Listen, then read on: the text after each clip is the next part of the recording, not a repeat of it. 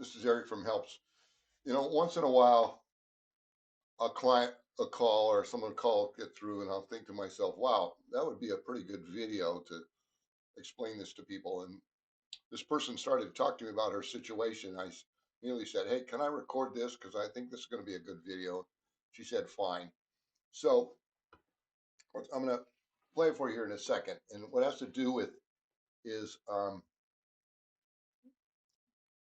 tribal payday loans and internet payday loans, how they kind of try to trick people and maybe do things to try to take money from people after they've enrolled in Helps and they're not going to pay them anymore. They don't have to pay them. So listen to this. Listen to this video. I think you'll like it. And I'm thankful for the client for letting us post this because this happens a fair amount of time. And hope you enjoy it. This is Eric. Hi, Linda. Can you hear me okay? Yes, I can. Okay. So I'm calling you back. This is Eric. The note says that Linda called in, said her bank notified her a creditor has been trying to withdraw funds from her bank account using a different ID/account number and requested a call back. I'm calling you back. So why don't you tell me what happened? What's going on? I actually called them. They did not call me. I was listening to the automated withdrawals and deposits, and I noticed that there was a $264 withdrawal. So I wondered if it was one of the creditors. So I called the bank. They looked into it, and it was. So the bank didn't call you, but how did you see that? How did you happen to notice it again? You can call the automated system. The automated. You called the automated system, and and then all of a sudden you saw someone took out $250. $264. Yep. There you go. So okay. I called the bank. I called customer service, and they looked it up who it was. What bank do you use? Midland State Bank. Midland State Bank. Go ahead.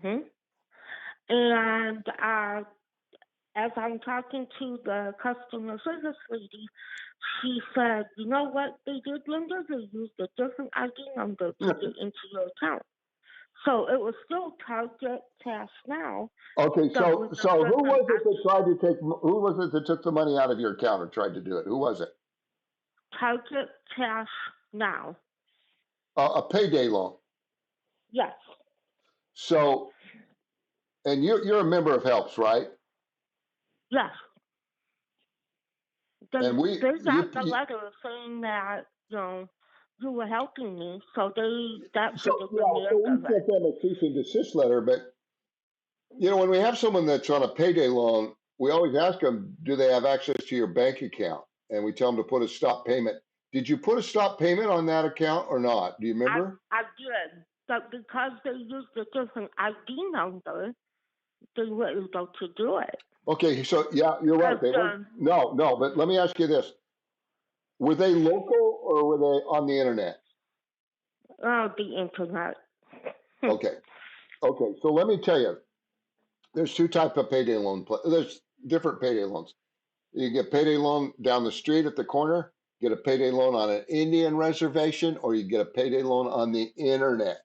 In fact, some payday loans advertise internet payday loan like it's really a big deal. But you know why they set up in an Indian reservation or on the internet? You know why? No. Because they can break the law. No one can do it. No one can do anything to them. Well, they haven't met me yet. No, they haven't. This is why I want to talk to you about it, and I'm glad. So, why do they set up on an Indian reservation? Well, the law that governs them is called the Fair Debt Collection Practices Act, and you can't sue on an Indian reservation. Okay, you have to go to tribal court. Who's going to do that? And then, if you've got a payday loan on the internet, a lot of these guys they're located overseas, or they're here today and gone tomorrow.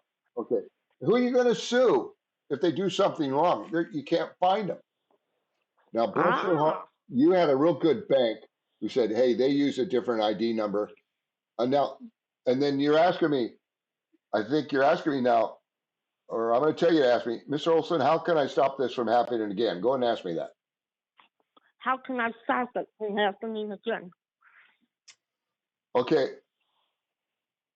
Can I stop someone trying to mug you if you walk to Circle K tonight from your house? No. No. Well, that's the same thing. This is criminal what they did. Yes, that's what I said to the lady I talked to Yeah. earlier. Yeah, it's criminal. So you've got a sharp bank and you can keep an eye, but they might try to do this 6 months from now or something like that. Well, I'm gonna go change checking accounts. There's you took the words right out of my head. So what you can do is, most of our clients, they're not big businesses. They don't have they just have a little checking account. And so, yeah, if you change your checking account, the only headache about that is you have to contact Social Security to have them deposit in the new account. Okay. I can send you an email how to do that. You can do that online, on the phone, or in the office. Online is easier. Okay. So you can use your same. That link? Yeah, I will. I will. Link? I will send you that. I will send you that link. Okay, after we're done on this call, I'll say. But since it's your own bank, you can use the same bank account. I mean, the same bank that you use. Just have open a new bank account. Now. Yeah. So when you open up a new bank account, they'll issue a new debit card right on the spot. Okay. Yes. And then you'll get one with your name on it in a week or two later in the mail. Yeah. I think that will stop anybody from doing that after I do that. They don't have access to your bank account anymore. Right. Yeah. I'm going to go do it hopefully Saturday morning. My bank is open till noon. So I'm going to send you an email that tells you how to change your bank account to a different bank account. In fact, we just did a video on this with seniorliving.org that tells people how to do it. And this is one reason to do it is for this very reason. Now, have they tried to call you on the phone? No. Well, they might. That's why I thought, they're listening to the notification that you sent them. Oh, hell no, they didn't. Well, no, if they've got your phone number, they may still try. You don't need to talk to them. I can't, I tell people sometimes that, enrolling helps. If it's a payday loan, especially if it's an overseas one or an internet or Indian reservation, they may ignore our cease and desist letter and still try to reach out to people because we can't sue them. Don't ever talk to them. On a rare occasion, a client just gets smothered, and I tell them, well, change to a different phone number. But that's kind of a last, that's the nuclear option. Change a different phone number. They have no way of getting a hold of you. Well, no, I'm gonna go change my checking account as soon as I can. Yeah. Within the next couple days. Thanks for talking to me, Linda. Thank you, Eric. I appreciate your help. You bet.